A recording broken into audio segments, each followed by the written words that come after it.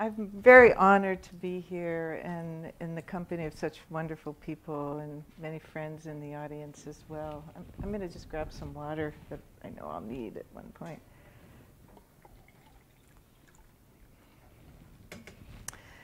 So a number of years ago, I wrote a book called A Sense of the Sacred, where I looked at ceremony and I basically deconstructed it cross-culturally. I was really interested in the form of it and not so much the content, and I wanted to see what the kind of universal factors were in it. So today I'm going to talk about the structural components of ceremony in context of Burning Man, psychedelics, and an animistic worldview. And my story, in the 1970s, I was in graduate school. I was working on an MA in psychology, and I was being a teaching assistant, and I was teaching statistics, and research design, personality theory, computer applications. I was actually writing interactive artificial intelligence programs on mainframe computers because the other kind of computers weren't invented yet. And I had a plan for my life. I was on track, finally. I knew what I was doing. And as a friend of mine likes to say, if you want to make God laugh, just tell her your plans. And so that's what happened. I was in the middle of applying into doctoral programs. I wanted to be a cognitive psychologist. So I was applying. I'd already sent out applications to a number of universities. And one night I had this really powerful dream. And I found myself following an old woman up a mountain. And she was in the company of two white wolves, and she went into a cave. And I followed her into the cave. And she was sitting in the dark, and she was chanting attributes of the goddess. And there was a long list of names, but she was saying things like Lady of Wild Things, Primeval Prophetess, Mistress of Incantations. And then she looked over at me, and she pointed a kind of gnarled finger, and she said, "Teach ritual." Well, this woke me up out of the dream, and my first thoughts were, oh my God, you've got to be kidding me. No, it was too much for me. But as an undergraduate, I had taken degrees in environmental science and in humanistic psychology, and I'd had the opportunity to do a number of seminars with James Hillman. And so I knew that this was a big dream.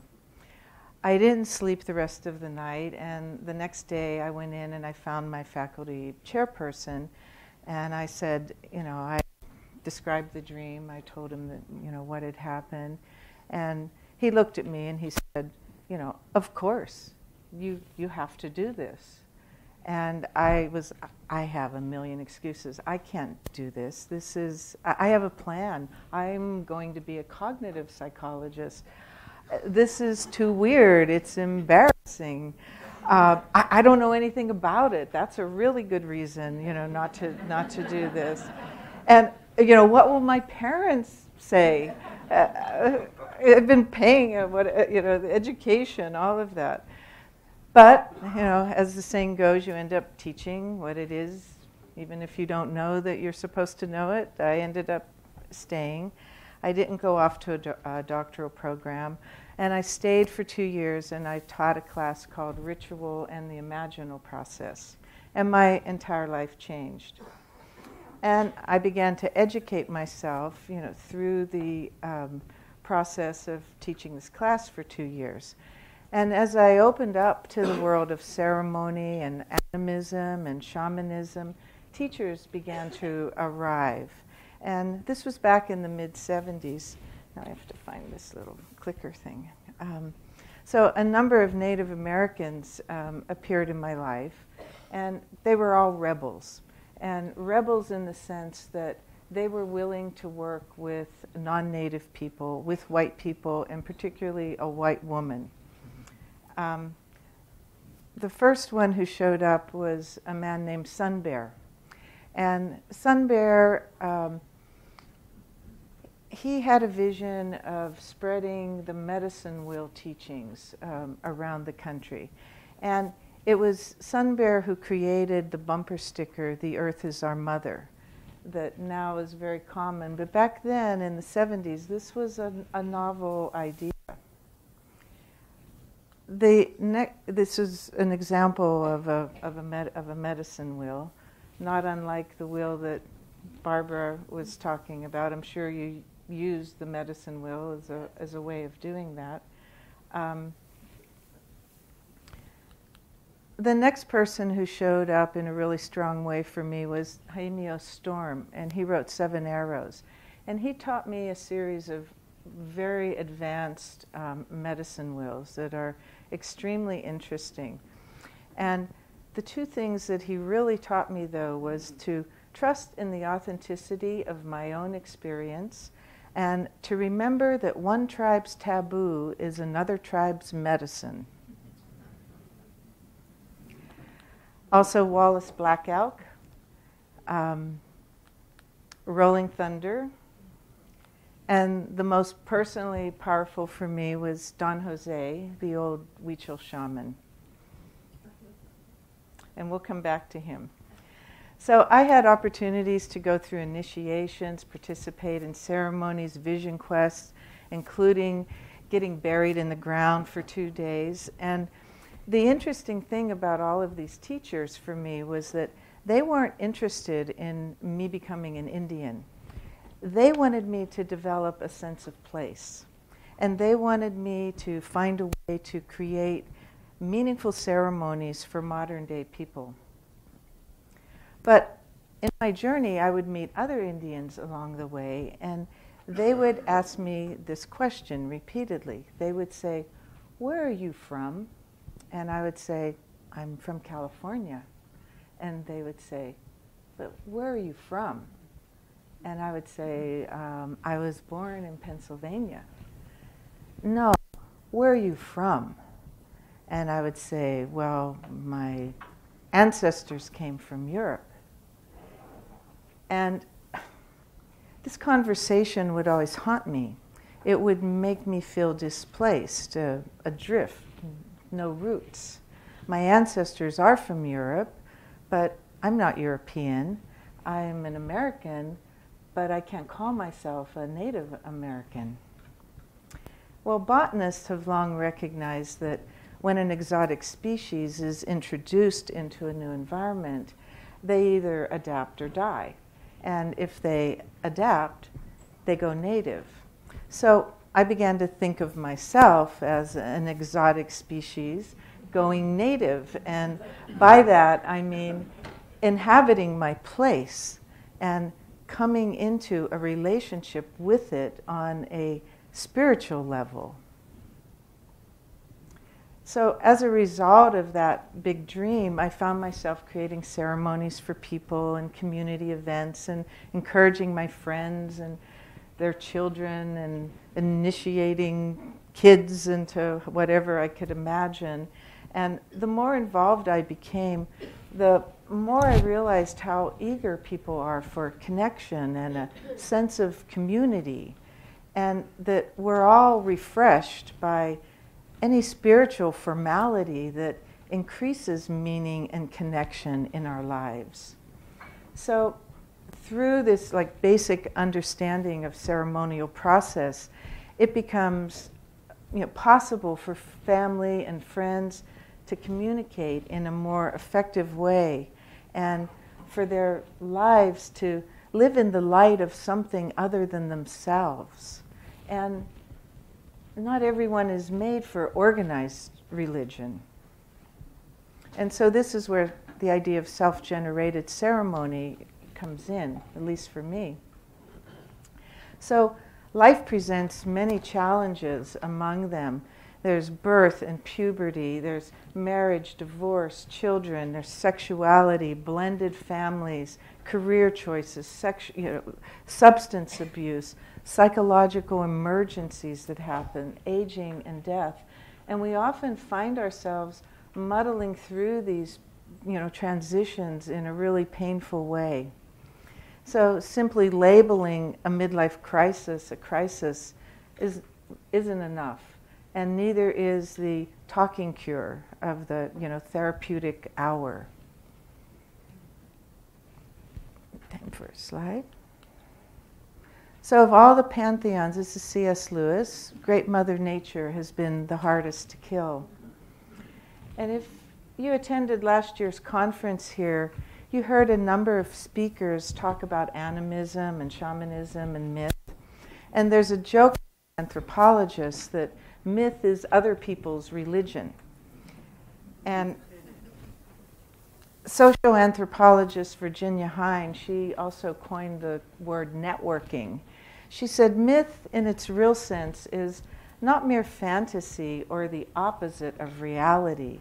Myth is the belief system, the worldview, the zeitgeist, which shapes the structure of any society. One current myth of modern society has us living in a dead world. Nature exists for us to use. Material goods are the primary source of status. It's assumed that technology will, correct the mistakes of previous technology, and the myth of the coming future is saturated with apocalyptic visions. Road warriors, bad space brothers, robots, and of course, zombies and vampires. To live for the moment and create your own reality are part of the credo of the day. And never before have so many people lived as if they only had one life to live. Historically, we've always lived connected to the ancestors. And through the succession of generations, we were connected to future beings as well. So given the current state of affairs that we're living in with climate change, fundamentalists of every persuasion, scientific materialism, rationalism, and a constant state of war, and the chronic demise of nature and loss of species as a daily reality, thank you, Vanya, how do we attempt to awaken a sense of the sacred? So I'd like to ask a question that Francis Huxley once put to a group of teachers and shamans. And if you could take a minute, or half a minute, we won't take very long, to contemplate the question, I'd really appreciate it. And the question is, in whose light do you do what you do?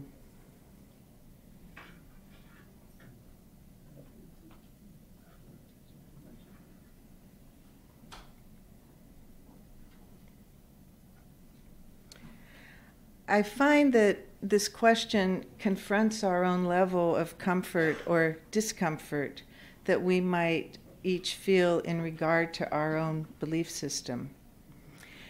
It's important to be clear about who or what we are serving. I once read an article on the World Bank, and its plan to locate 3 million people in India in order to construct a dam.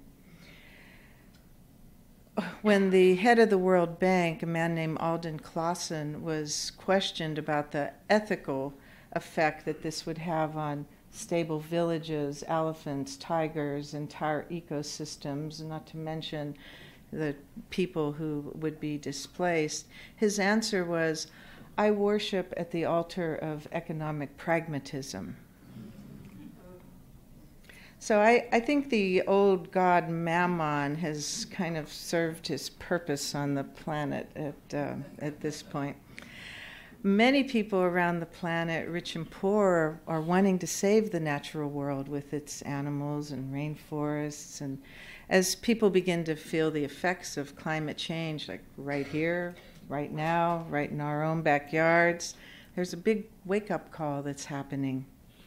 So your answer to the question, in whose light, can serve as the ground from which a sacred way of relating to life on planet Earth can grow into a reality. And I also want to acknowledge how the modern world has made us feel uneasy with our own experiences of what we call spirit. So I'd like to look at the basic components of ceremony as it occurs, and the form of ceremony, not the content, and how the form is an archetypal pattern that emerges worldwide. It's a quote from Joseph Campbell, I think. So if you want to find out what it means to have a society without meaningful rituals, read the news of the day, including the destructive acts by people who do not know how to behave in a civilized world. So there are three basic types of ceremony with three internal aspects, and often they blend together into one event. And this is really important because self-generated ceremony is not about supplying content, but creating a safety net of structure, a container to safely hold the participants. So we're not telling people what to believe or how to feel the container. We're allowing that to happen. And let's see. So these are the three types of ceremony, and I'm going to go into those in detail. But basically, there's rites of passage, there's healing ceremony, there's rites of intensification, or events that create social cohesion. And the internal aspects of ceremony are a three-stage process. It begins with severance, entering into the liminal period, which is the main body of the event, and the reincorporation or the integration back into the real world, crossing back in. And at this point, I'd like to use Burning Man and the therapeutic sacred use of psychedelics as a way of understanding the structure of ceremony. So Burning Man is a wonderful example of large-scale ceremony. It contains many elements of traditional ceremony. How many people here have been to Burning Man? Quite a few, yeah. Most people also know about Burning Man, I would assume, and probably want to go. The severance phase is the process of leaving the known world behind and entering the unknown. Preparing for Burning Man or a therapeutic psychedelic session is part of the journey. For Burning Man, it begins almost a year in advance with buying tickets and finding a camp, renting an RV, maybe making an art car of some sort, and it can be a lot of work and a lot of fun. A psychedelic session also begins with preparation, making plans, arranging one's life for the journey ahead. Many people choose to travel to South America, where the use of certain psychedelic plants are not illegal. Doing your homework's a good idea. Checking out the shaman's credentials is really important. There have been a number of sexual abuse cases, and there's also a number of slippery, self-ordained shamans who have proven to be unworthy and untrustworthy in a number of ways. But in skilled psychedelic session work, the journey begins with rapport, and more rapport being established between the initiate and the therapist shaman, before any medicine is given, long before, preferably. And it's this rapport that engenders a feeling of deep trust and allows breakthroughs to happen. For these individual types of ceremony, the transforming of a space can be critical to the efficacy. This goes back to the ideas of set and setting. So like lighting candles, moving furniture so people can sit in a circle, the use of incense, smudge, music, chanting, drumming, visionary artwork. All these things touch a chord in people. Asking people to dress differently, making the space beautiful and elegant and aesthetically pleasing, lets people know immediately that something unique is about to happen. Think back to the early psychedelic sessions where they took place in cold clinical settings, or what Bill Richards described as a bare room with a cot overlooking the garbage dumpster. Versus more recent studies where they take place in rooms that feel like comfortable living spaces with an aesthetic that supports the visionary experience. Set and setting are crucial to any journey. And Burning Man is awesome at transforming a space. Passing through the gate, you are leaving ordinary reality behind and entering the extraordinary. It's a salt flat in the middle of the Nevada desert, and it becomes Black Rock City. The desert comes alive with music and incredible art and grand-scale ceremonies, streets and 50,000, 60,000 people, mutant vehicles, wild pyrotechnic displays, and accidents and death can happen there. Psychedelics definitely happen there. It's safe to say that most people who attend Burning Man will alter their state of consciousness. Both Burning Man and psychedelic ceremonial work are rites of passage. Rites of passage facilitate or mark a major life transition. In a true rite of passage, a very real change or state, a change in status occurs, and it's one that the entire community acknowledges. Young people want to have proper initiations into adulthood. And if we don't do it for them, gangs will, the prison population will, bad drugs and dealers will. And today, getting a tattoo or a piercing is often a self-initiated rite of passage for most teenagers, but often without the parents' or the family approval. If we look at the Burning Man experience, we can say that the first time a person goes to Burning Man, it's an initiation. It's a rite of passage into a new way of being in the company of others. The past is left behind. People cross over the threshold, enter into Black Rock City. The theme of the event is the intention. And a few past themes have been the Green Man, fertility, and one year the theme was actually rites of passage. Ongoing intentions are leave no trace, no observers, only participants. The psychedelic journey also has a crossing of the threshold. People travel to another country or possibly to a clinic. They cross the gateway into another space, a special room, a thatched hut, a teepee, a living room. The medicine is taken with intention. Ordinary reality is left behind, and the initiate steps into the unknown world of the psyche. And once the threshold has been crossed, we enter the liminal period, or the main body of the ceremony. It's where a change in status takes place. This change can happen as a rite of passage, it can happen for personal healing, or for social cohesion, and all three frequently blend together. The liminal moments are times of tension and extreme reactions and great opportunity. It's the place where one's life can experience an alchemical transformation. In the psychedelic journey, this is where transformation takes place. This is the deep dive into the psyche.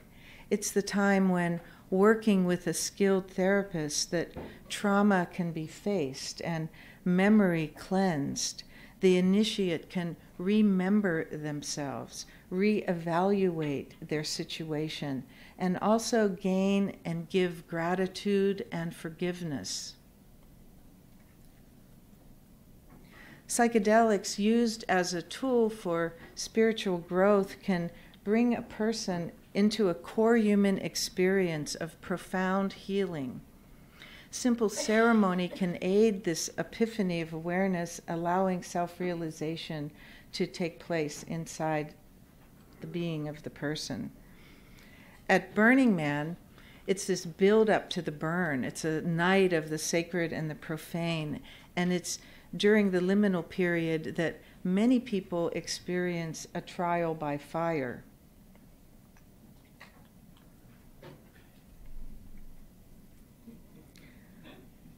Ordeals and altered states of consciousness go hand in hand. The psychological effect of the ordeal pushes the mind-body into new states of awareness.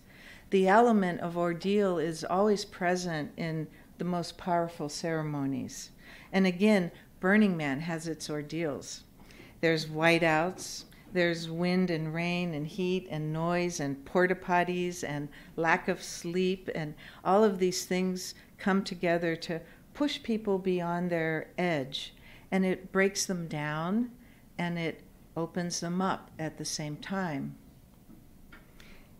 In other kinds of ceremonies, the use of fasting, fatigue, sensory deprivation, or the use of holotropic breath work can push the mind forward into spiritual insights. And all ceremony alters consciousness, which is why peoples everywhere enjoy it. The use of psychedelic substances in traditional cultures frequently contain, many of the following elements like drumming and singing, dancing, vows, praying, silence, incense, celebratory feasting, and multi-generational support. The healing ceremony can be for the individual, the family, the community, the land, the planet itself. Sometimes it's a physical healing that's being required. Other times it's emotional or psychological. And in some indigenous tribes, all illness is viewed as a community event where the entire village gathers together to give feedback. In shamanic cultures, there's always blessings and protection offered by the shaman. And in psychedelic work, healing and awakening is at the core of the intention of both the participant and the therapist. The rites of intensification or social cohesion, they increase group harmony and create community. These are some of, let me see where we are here. Burning Man.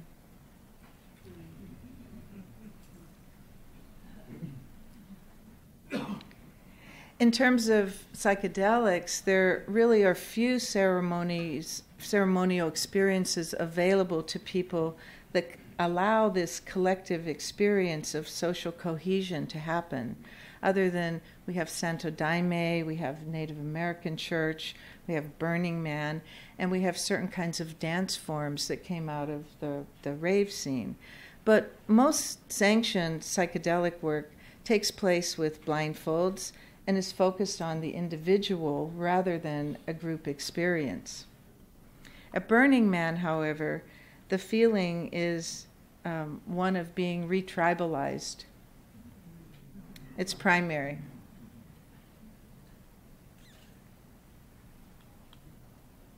It's a mutant vehicle. Yep. This is the temple.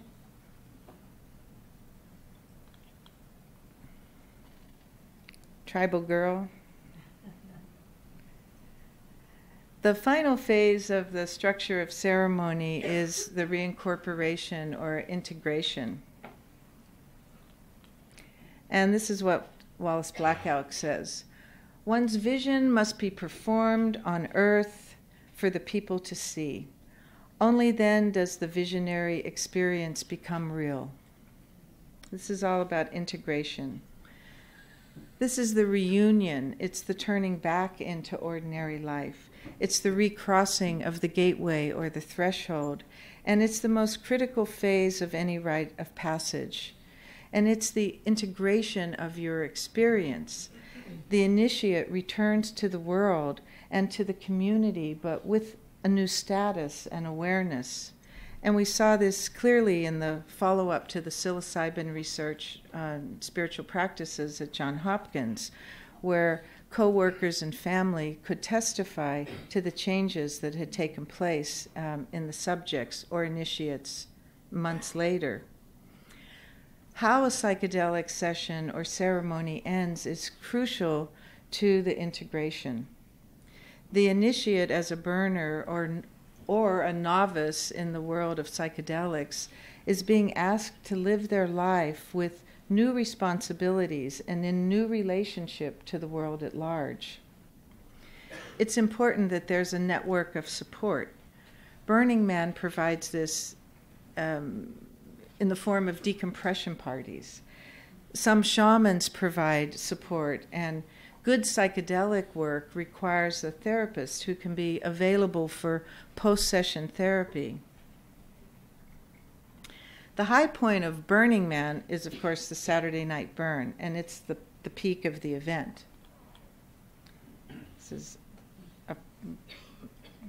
So the burn, it's one of frenzy. It's screaming, it's laughter, it's dancing and partying like there's no tomorrow. It's completely wild and ecstatic and Dionysian.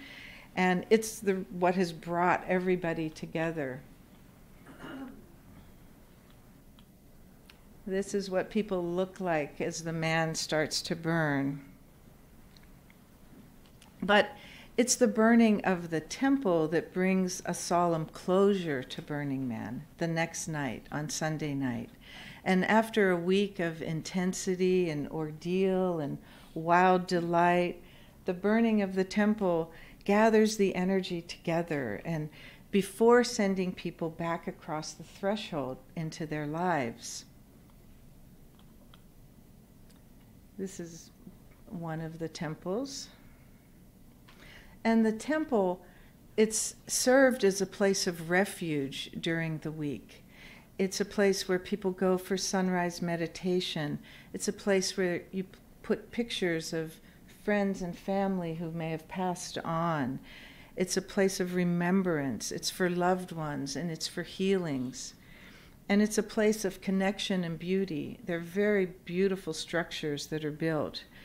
And it's a reminder about the nature of impermanence. The temple burn is usually a silent, solemn occasion, and it's in stark contrast to what happened the night before. And watching it burn in the company of tens of thousands in a silent way is very powerful and very beautiful.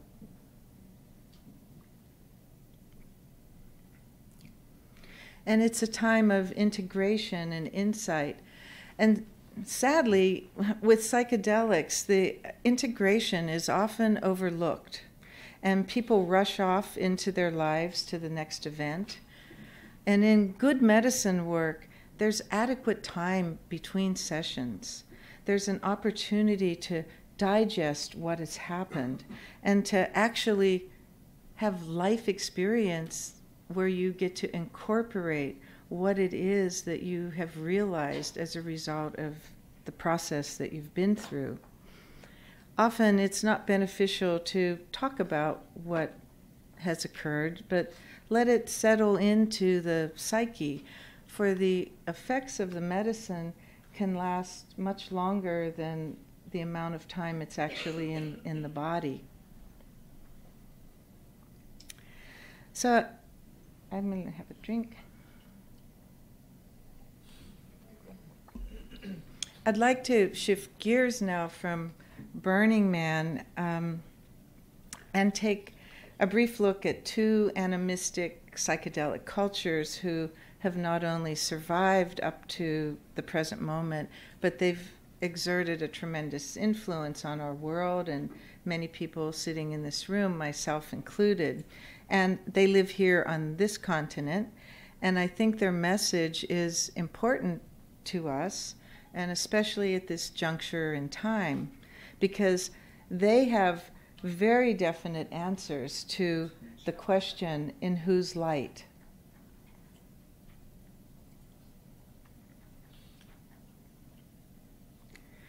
So the Mazatec have a history of going back thousands of years. It's a very, very long tradition with the mushrooms.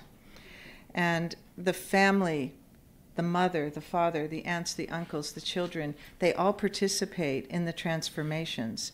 And they eat the mushrooms in absolute darkness. And the purpose of the session is healing. And it's when something is wrong that the mushrooms are eaten.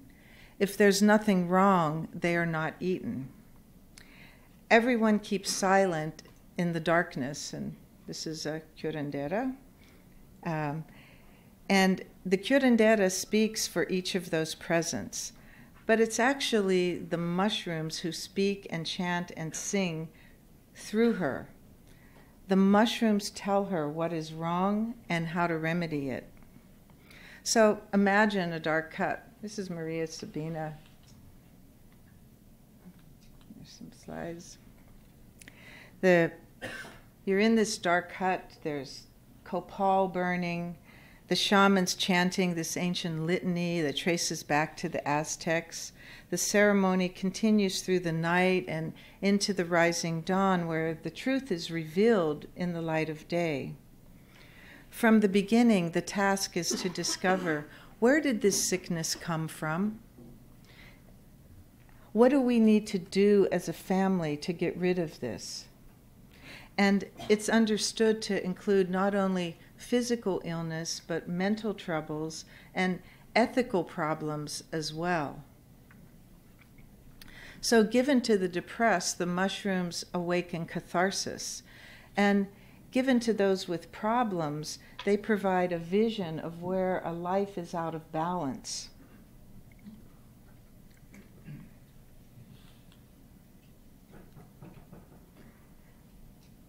Henry Munn did a lot of beautiful writing on the Mazatec, and he says, this is what they say: we are bundles of social relations. I think not unlike your social synaptic junctions. The Mazatec say the mushrooms are not called mushrooms. They are called prayer, they are called wisdom, they are called well-being. And there's an illness that the Mazatec call fright, and we would call that PTSD. They attribute this type of illness to enchantments from the La, or the little people, from phantoms, or also from perilous and treacherous people. Events can happen to an individual where the soul is so frightened that the spirit leaves, and the person is alienated from themselves or even possessed by another, and the spirit becomes lost. The shaman calls back the spirit from wherever it is wandering, and only then can the personality of the sick one be reintegrated back into the self and the person made whole again. Oh, where do I leave this?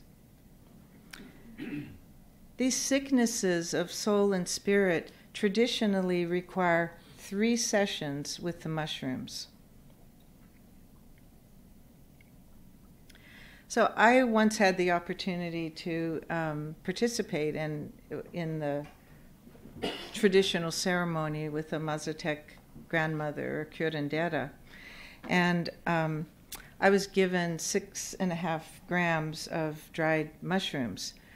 The journey was intense and insightful and healing, and I found the Mazatec language to be extremely powerful, and my whole being was engaged in the beauty of the ceremony. I found myself just feeling humbled in the presence of its rich, elegant simplicity.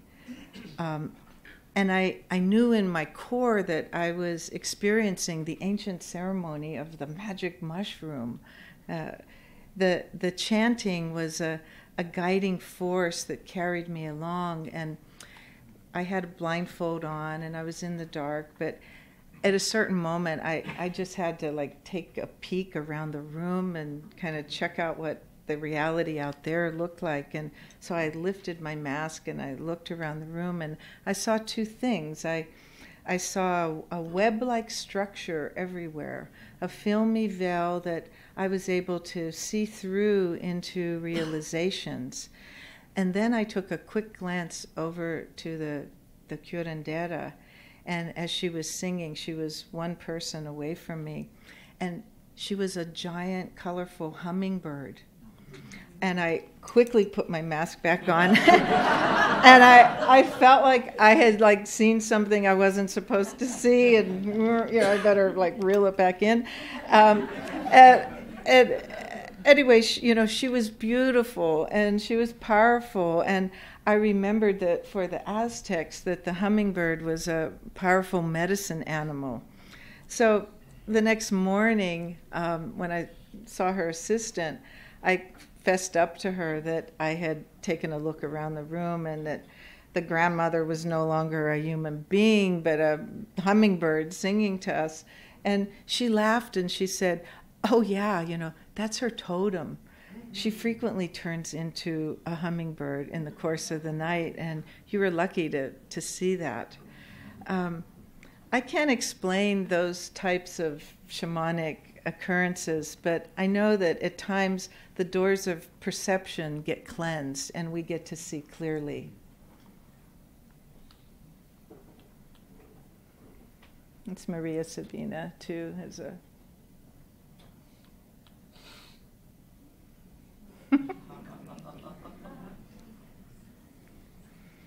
So the other culture dear to my heart is the Peyote culture of the Huichols. The Huichol Indians of Nayarit have no history of war. They're, of course, peyote eaters, and peyote is central to their entire cosmology. And the peyote rites, they think, go back maybe 10,000 years, and they found peyote in caves in Texas that date back to 5000 BC that have been carbon dated. The Huichols are the guardians of the peyote, and their sacred lands with the peyote cactus are being threatened by international mining companies right now, and there's a movement to try and help them. This is a peyote cactus in flower. The Huichols, like the Mazatec, they're seeing their language and traditional ways being lost, and there's not many true shamans left amongst Huichols or Mazatec, or for that matter in most indigenous cultures. And every time one of them dies, it's said to be like the burning of a great library. This is Don Jose again. He's called Don Jose Matsua. He was a Maracame. A Maracame is a shaman in the Huichol language. He's perhaps the only true shaman that I feel like that I've ever met or had the opportunity to spend time with.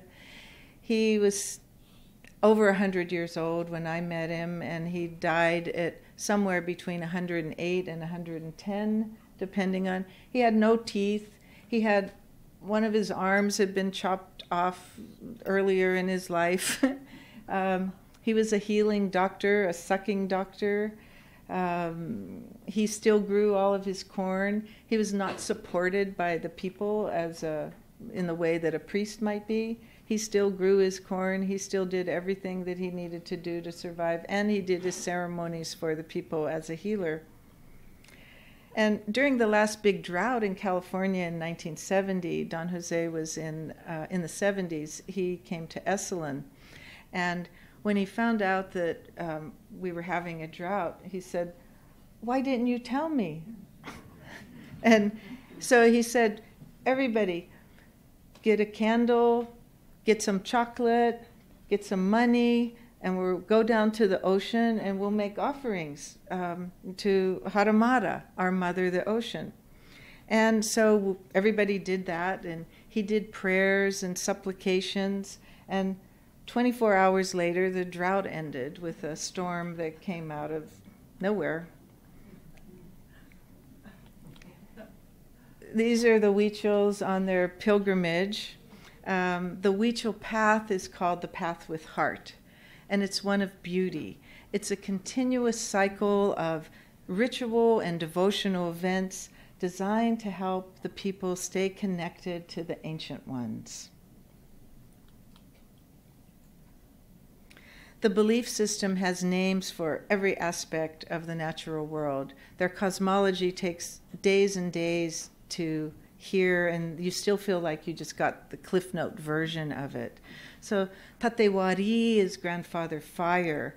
Takutse Nakawe is grandmother growth. This is all in the Huichol language. Kayumari is the little blue deer that everywhere the blue deer steps, a peyote cactus grows. Tate Yorianaka is Mother Earth. The Hikuri is the actual spirit of the peyote. Yep.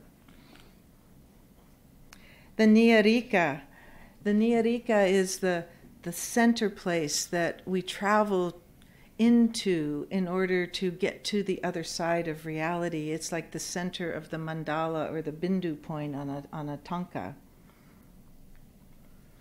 The Huichols say, we are luminous beings with love at the core of our being. The message is to find your life. The task is given to everyone because everyone is a sacred being. And we are not here by accident, but we are here with a sacred purpose to find our path with heart. Huichols are trained from childhood to communicate with the spirit world, to see with second sight, and to understand the nature of the hereafter. As a result, the Huichols possess an intense, spiritual psychic awareness, knowing that every object, whether it's animate or inanimate, human or animal, is imbued with a soul of an energy that exists independently of its physical manifestation. To the Huichol, everything is alive, intrinsically sacred, and all worlds are one. Their ceremonies are literally light-hearted. From the beginning, the ceremony is one of healing and social cohesion. The shaman is the singer of the sacred songs, and the structure is loose. Families, mothers with babies wrap themselves in shawls and they lay around the fire, and smiling children drink, the brew, it looks more like a frothy green smoothie. They whip it up. It doesn't look like a tea, green tea or anything like that. It looks like a green smoothie. And then smiling green children with coffee mugs drink it, and they leave like big got milk green mustaches on their faces. The ceremony goes on for several days and nights, and they do the deer dance around the fire, and the dance is led by the grandmothers in the village, and they get you up repeatedly all night long in order to do this dance around the fire. And in the Huichol tradition, there's little fear or taboo. It's not authoritarian. There's often outbursts of laughter and chatter. And the part I love the most is that the marakame, or the shaman, they can fix anything that goes wrong. So any way that you kind of blow it in terms of the ceremony, it's not a big problem. They can fix it. So I chose to talk about the Mazatec and the Huichols because they're both psychedelic peoples who come from our land, our continent, our place. Both the mushroom and peyote and mescaline, with its mescaline, have played major roles in reintroducing the New World to the psychedelic experience. And the immediate sense of alienation that permeates the modern world is contradicted by the message of the shaman, who tells us we are not alone. There are spirits everywhere. And this worldview of every aspect of life being filled with spirit, is a cross-cultural phenomena that links shamanism and animism. It's a living, breathing world of interpenetrating kinship. And it's what Levi Bruhl referred to as participation mystique, a direct experience of spirit rather than through faith or beliefs. And it's what Martin Buber meant when he spoke of the I and thou relationship. Indigenous peoples themselves are so immersed in this view, they don't even have a word for it. They also tend to not focus on the individual. Rather, people are viewed as those bundles of social relations that Henry Munn introduced us to. They do not see themselves as separate from their environment because animism promotes a complex ecological ethic. And although it's not a religion, animism is the one belief system that has been constantly eradicated wherever peoples with organized religion have met animistic cultures. And looking back on the long history of human beings, we can see that prior to organized religion, animism was a belief system that was across the entire planet. It has no sacred texts, it has no institutions, and it has no dogmas.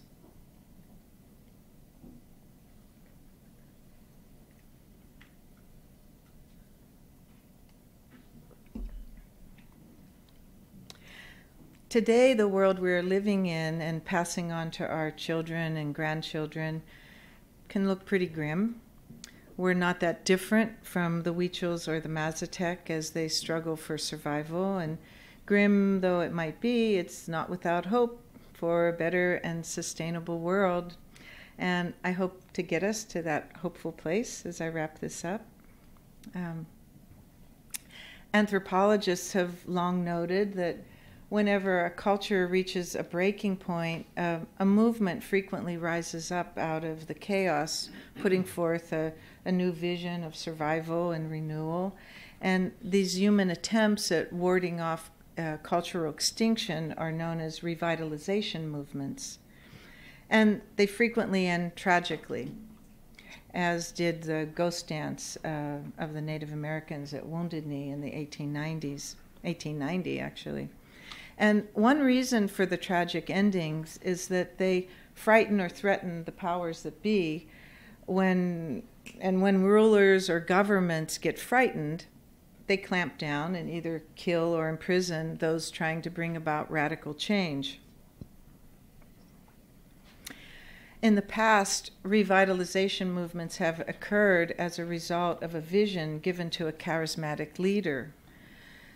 The revitalization movements of today come in many shapes, and we do not have a shortage of movements trying to revitalize our lives, and we've heard a number of them here in the last 2 days.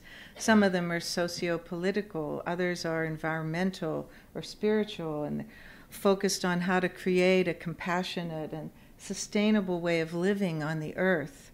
And those like ISIS are simply terrifying. So in the 1960s, Timothy Leary, he dared to lead a generation into its own kind of revolutionary version of creating a brighter future.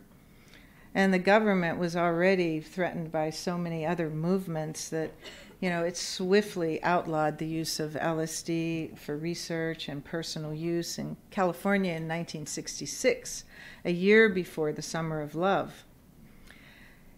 And the psychedelic revolution of the 1960s in some ways was a failure as a public reality, and partially because it was promoted as a revolution. Aldous Huxley, however, he wanted a quieter revolution, one that didn't invoke fear among those in power. And in those pre-prohibition years before 1966, many people in power and positions of influence had very positive experiences with both LSD and mescaline. So, yeah, in some ways, the psychedelics as a revitalization movement of the 60s was not overtly successful. But on the other hand, they never really went away. People got smarter, things got scarier, they went underground. Psychedelics also seeded into the world a new level of awareness about peace, the ecology movement, civil rights, the women's movement, whole foods, healthy foods, the New Age, American Buddhism, yoga, Eastern mysticism, the human potential movements. They all had their roots in what occurred as a result of psychedelics.